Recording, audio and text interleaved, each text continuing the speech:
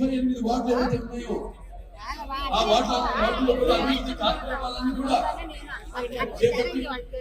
ఇదే కాకుండా కేవలం ఈ 92,50,00,000 కాకుండా ఏదైతే ఔదార్యం 15 కోట్ల రూపాయలు ఏదైతే ఉన్నాయో మనకి శాంక్షన్ అయిందో వాటితో ఆ 15 కోట్ల రూపాయలతో కూడా ఈ 92,50,00,000 రూపాయలతో కలిపి మొత్తం ఈ యొక్క 33 వార్డుల పనులన్నీ కూడా మౌలిక సదుపాయాలన్నీ కూడా సమకూర్చడం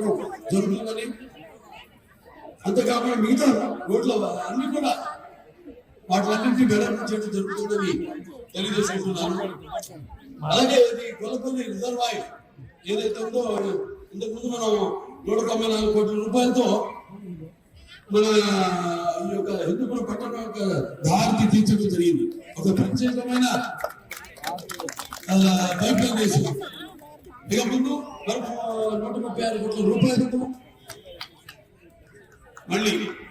మనం ఈ యొక్క మెరుగైన నీటి సౌకర్యాన్ని అందించడం కోసమని, అంటే రోజు నీళ్లు అందించడం కోసం కూడా ఆ మన్ను కూడా త్వరలోనే ప్రారంభిస్తామని మీ అందరికీ తెలియజేయడానికి ఎంతో ఆనందిస్తున్నాను.